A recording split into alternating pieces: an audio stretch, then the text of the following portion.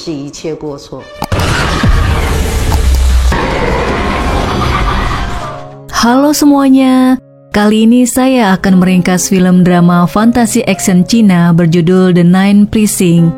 Film diawali dengan memperlihatkan seorang polisi bernama Chia Hao tergeletak karena luka tembak. Dia teringat mengenai masa kecilnya. Seorang wanita duduk di hadapannya. Dia bisa melihat hantu sejak kecil dan sering diejek oleh teman-temannya karena kemampuannya itu. 30 menit yang lalu, Chia Hao dan temannya Cie sedang berpatroli di jalan. Cie berkata pada Chia Hao dengan kemampuan yang dia miliki seharusnya dia menjadi peramal agar menghasilkan uang banyak, bukan menjadi polisi. Kemudian dia meninggalkannya untuk buang air kecil. Tiba-tiba sebuah mobil melaju kencang. Dia bergegas menghentikannya. Pengendara mobil itu bernama Heigo. Dia minta maaf dan menjelaskan kalau dia sedang terburu-buru karena dia ingin bertemu keluarganya setelah mereka tidak bertemu selama berminggu-minggu. Dia berusaha meyakinkan Chia Hao untuk membiarkannya pergi tanpa ditilang. Chia Hao memeriksa mobil itu dan melihat kalau lampu belakangnya mati, dan ketika dia membuka bagasi, dia menemukan dompet yang berlumuran darah. Heigo tiba-tiba muncul di sampingnya dan memukulnya hingga jatuh. Cie muncul dan mencoba menangkap pria itu, tapi tiba-tiba Heigo mengeluarkan senjata dan menembaknya. Dia juga menembak Chia Hao di bahu. Ketika dia mau menembak Chia Hao lagi, hantu bernama Yahweh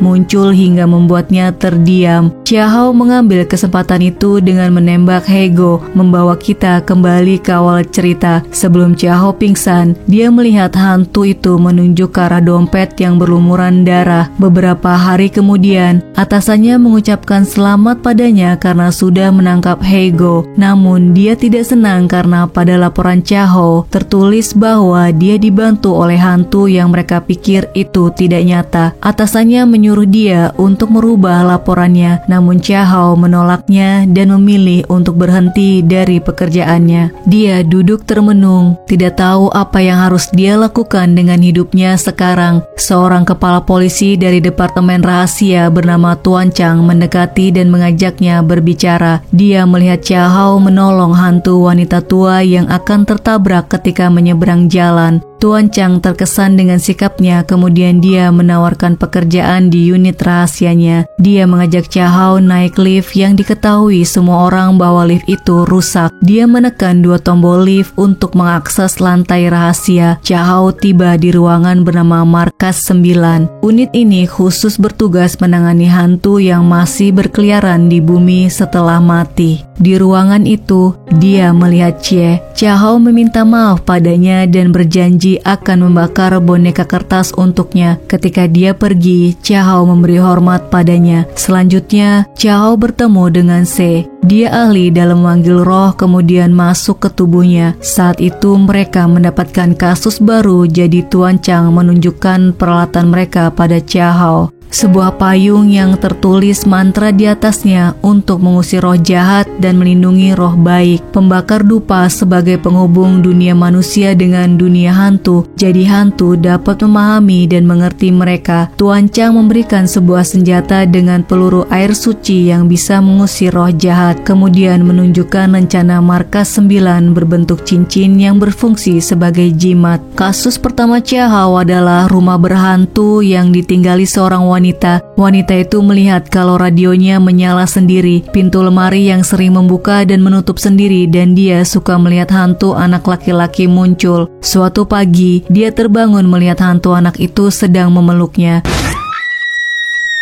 Setelah mendengar wanita itu bercerita, Tuan Chang meminta wanita itu untuk keluar karena mereka ingin melakukan penyelidikan. Kemudian Chia Hao membuka payung. Hantu anak itu muncul di sebelahnya. Tuan Chang memberinya sebuah permen dan dupa, kemudian dia berkomunikasi dengan hantu anak itu. Ternyata orang tuanya tidak melakukan ritual kematiannya dengan benar, dan sekarang jiwa anak itu terperangkap di apartemen itu. Dia merindukan kedatangan ibunya. Hantu anak itu tidak pernah bermaksud menakuti wanita itu. Dia hanya ingin mengajaknya bermain dan merindukan kehangatan seorang ibu. Tuan Chang berjanji pada hantu anak itu bahwa dia akan bertemu dengan ibunya lagi. lalu menggunakan payung menangkapnya dan membawanya ke kantor untuk kemudian membantu mencari ibunya. Sementara itu di rumah sakit, Yusu sedang berlatih membaca teks pidatonya tentang perawatan peremajaan kulit. Tiba-tiba asistennya datang memberitahu bahwa pengacaranya yang bernama Lin terluka parah dalam kecelakaan mobil. Yusu meminta asistennya untuk merawatnya. Setelahnya, Yusu berkata untuk tidak mempekerjakan orang seperti Heigo lagi. Ketika Tuan Chang dan Chahao kembali ke kantor, Se memberitahu Chahao bahwa ada roh wanita yang mengikutinya, namun dia tidak mau menunjukkan dirinya. Chahao bertanya apakah itu roh wanita yang ingin dia bantu menyelesaikan kasusnya. Tuan Chang menyela dengan mengatakan jangan terlibat dengan roh wanita itu karena menangkap penjahat adalah pekerjaan polisi biasa, sedangkan Markas 9 hanya berurusan dengan hantu. Chahao mengabaikan apa yang dikatakan oleh Tuan Chang. Dia datang ke jalan di mana dia bertemu hantu wanita bernama Yahweh. Kemudian dia menyalakan dupa. Chahao berterima kasih kepadanya karena telah membantunya dan menunjukkan dompet miliknya. Kemudian dia mengangguk menegaskan bahwa dia membutuhkan bantuannya. Beberapa saat kemudian, Chahao diam-diam masuk ke sebuah apartemen. Tiba-tiba Yahweh menunjuk ke arah belakang Chahao. Ketika dia menoleh, seseorang memukulnya dengan wajan.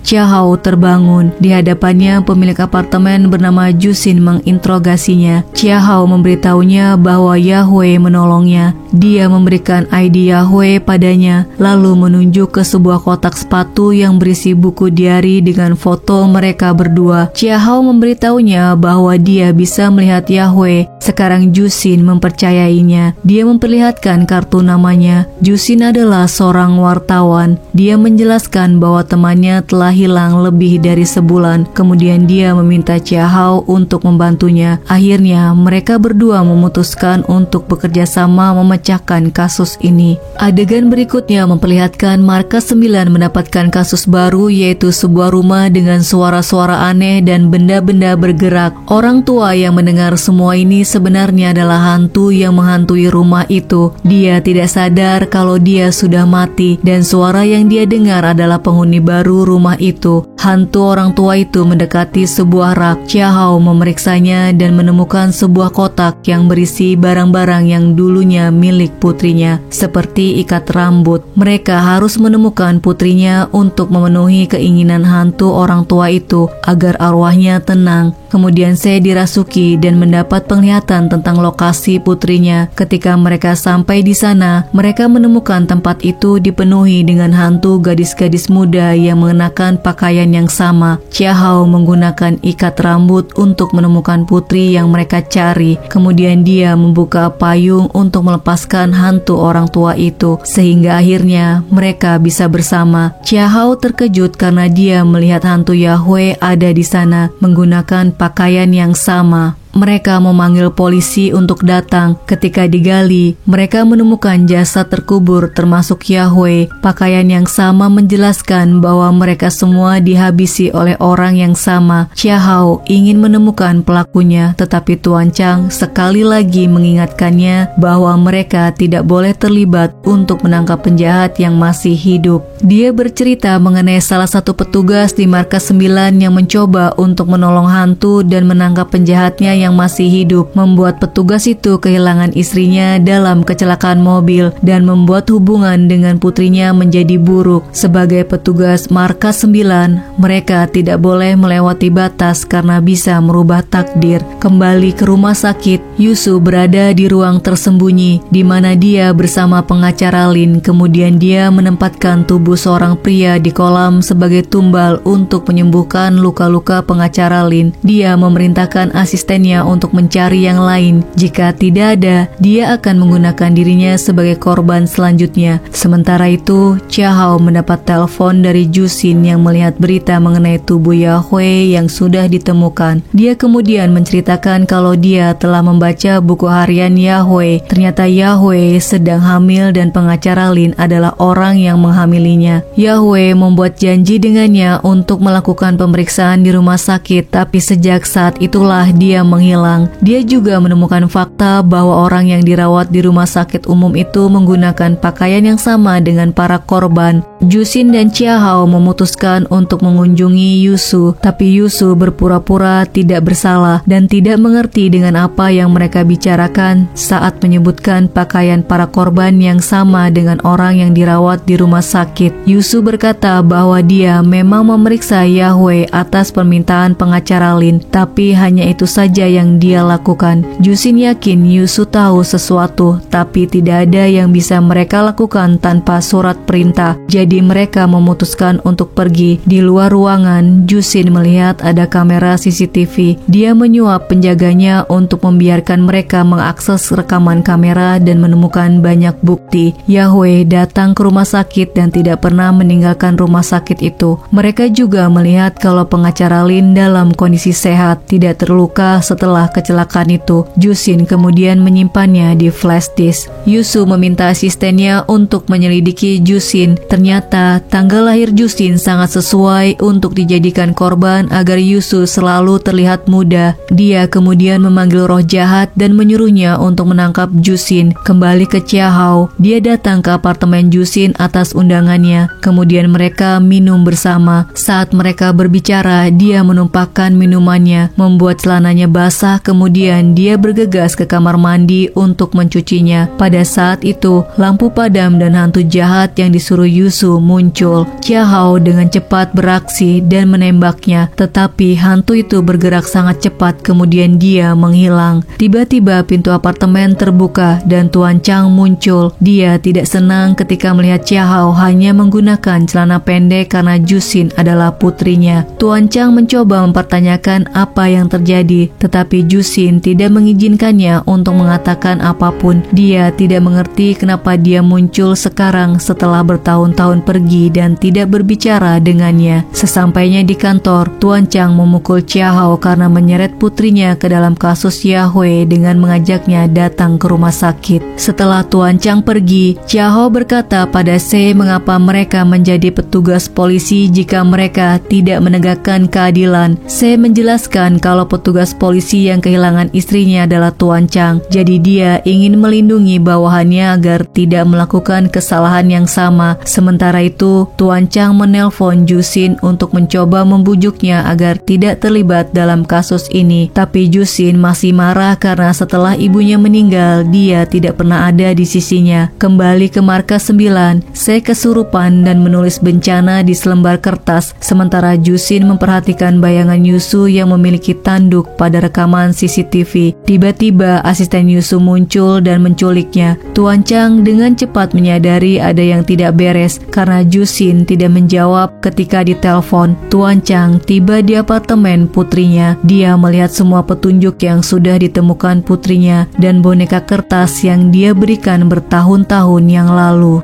Tuan Chang pergi ke rumah sakit dan memukul para penjaga.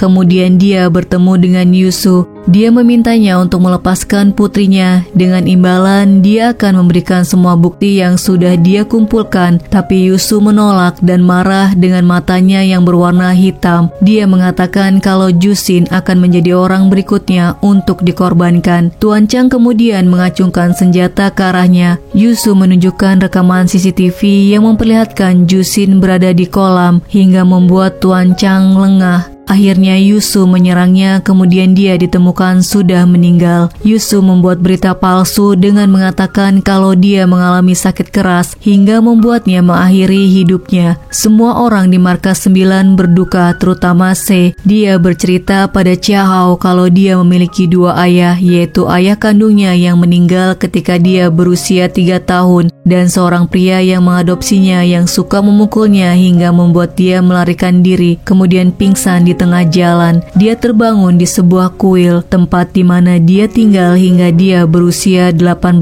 tahun. Kemudian Tuan Chang merekrutnya untuk bekerja di markas 9. Saat itulah dia mengetahui bahwa Tuan Chang yang menemukan dan membawanya ke kuil. Chia Hao kemudian menceritakan tentang dia yang memiliki 2 ibu. Seorang peramal memberitahu ayah ayahnya bahwa dia akan memiliki 2 istri. Jadi dia menikahi ibu hantu Chia Hao untuk memenuhi ramalan itu. Hanya Chia Hao yang bisa melihatnya dan dia sangat mencintainya dengan sepenuh hati. Dia selalu bermain dan bersama dengan ibu hantunya hingga teman-temannya mengejeknya karena dia sering berbicara sendiri dan mengetahui kalau dia bisa melihat hantu. Tidak tahan dengan ejekan teman-temannya, dia mulai mengabaikan ibu hantunya hingga akhirnya dia menghilang. Inilah mengapa Chia Hao ingin mencari keadilan untuk hantu Yahweh. Mendengar ceritanya, saya memutuskan bekerja sama dengannya untuk menjatuhkan Yusu. Mereka mulai dengan menyergap asistennya di tempat parkir rumah sakit, menculiknya dan membawanya ke markas 9. Mereka memaksanya untuk berbicara, tapi dia menolak. Akhirnya Chia Hao menembak bahu pria itu.